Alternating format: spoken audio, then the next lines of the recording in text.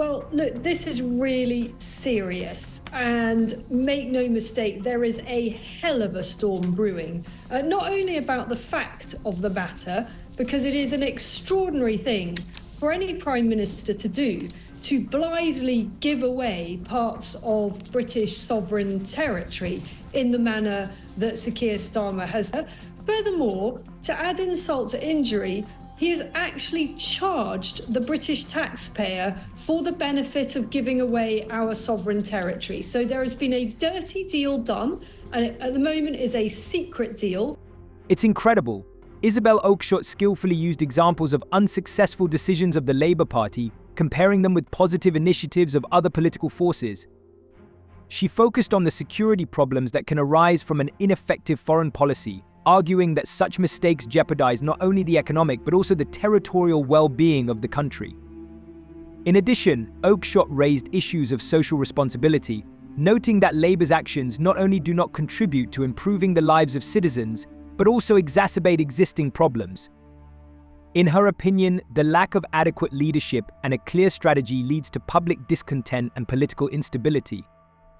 In response to her attacks, representatives of the Labour Party tried to justify themselves, saying that the previous mistakes of the government should not interfere with modern reforms. Happen to anyone, couldn't it? I mean, I'm always overlooking 15 grand's worth of clothes and glasses here or there. You know, it talks about a government of change. The only thing that seems to be changing is Keir Starmer's suits and clothing, which seems to be changing very rapidly, according to how huge his wardrobe must. Oakeshott doesn't just analyze the current political situation, it resonates with the sentiments of millions who are feeling confused and anxious. In her words, you can hear the voice of a people who crave confidence and leadership, not hesitation and ambition disguised as diplomatic tricks. In her opinion, the Labour Party has become a symbol of betrayal of citizens' expectations, and this betrayal threatens Britain's tomorrow. Comparing Starmer and Farage, she emphasizes true leadership is not just big words but responsibility for your country. While Farage draws attention to global issues, Starmer seems lost in the world of political games, ignoring the basic interests of the British. This embarrassment and confusion, according to Oakeshott, are the reason for the growing discontent of voters. Her criticism of Lammy also points out how important it is not to forget the wisdom of diplomacy. By masquerading behind harsh language, the Labour Party risks creating cracks in the unity that should unite the nation. Every careless step can lead to Britain being on the margins of world politics, and this, of course, cannot be allowed. So there has been a dirty deal done, and at the moment is a secret deal under which the British taxpayer now has to pay Mauritius, who has the country that has now taken been handed our islands on a silver platter. We are now going to be paying Mauritius for some extra infrastructure. With Trump's return to American politics, the world has witnessed an emerging storm that threatens to bring down its waves on the British economy. Oakeshott predicts disaster, while the Labour Party, tired of the constant struggle, turns a blind eye to the cruel reality. Boldly claiming that everything will be fine, Rachel Reeves seems to be trying to persuade herself, forgetting who is behind this optimism. Gradually losing the trust of voters, she risks being among those who will be accused of inaction at the most critical moment. No matter how hard Labour tries to assure the public of stability, the reality is that the economic crack threatens to be condemned. Oakeshott anxiously points to alarming signs from Goldman Sachs that warn of possible difficulties. EU allies are also ready to sound the alarm, foreshadowing massive losses for Britain. Every figure, every forecast is not just dry data, but sparks that can ignite the fire of an economic catastrophe. To ignore all this is to pour oil on the fire. The political game may seem tempting, but the price for carelessness may be exorbitant. In this grim scenario, the old essence of the British economy, its hopes and ambitions, is under threat. Oakeshott warns that once you take a step back from reality, the world around you will begin to crumble. What in the name of God is this deal, and how on earth, how the blazers does Sir Keir Starmer think that he can keep the details secret? Because this is public money. So there are a whole series of outrages here. I understand that the Speaker of the House is none too happy that all of this happened during recess, that it was announced to the media, not to MPs, and that a hell of a backlash is brewing over this. And that's before we even get on to what the implications are for Gibraltar, for the Falklands, and additionally for other British overseas territories, including our military bases in very strategic locations.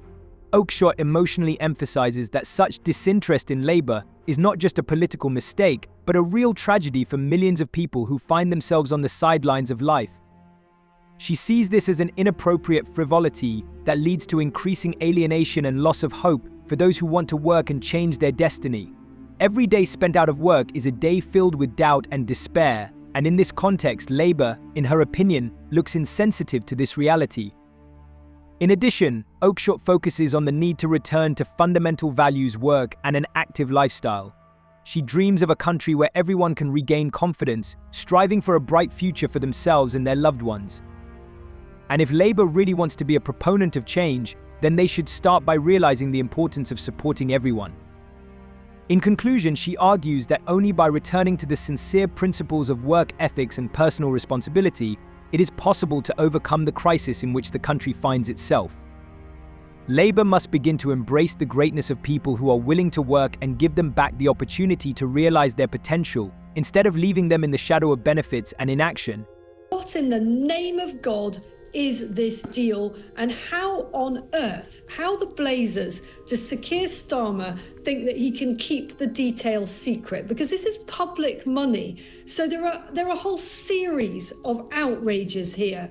I understand that the Speaker of the House is none too happy that all of this happened during recess, that it was announced to the media, not to MPs, and that a hell of a backlash is brewing over this. And that's before we even get on to what the implications are for Gibraltar, for the Falklands, and additionally for other British overseas territories, including our military bases in very strategic locations. At such a critical moment for the country, Oakeshott's words are indeed true. Her sharp rebukes against Starmer and the Labour Party reflect the growing discontent of citizens who are already tired of deception and indecision. Why should we trust those who hide behind a veil of uncertainty? The questions raised by Oakeshott make us think about where our country is heading and whether we need leaders who are incapable of taking responsibility. Rachel Reeves' budget situation is becoming another brick in the wall of distrust. Is it possible to ignore the warnings of the Bank of England when it comes to the future of millions? Labour continues to exacerbate the crisis.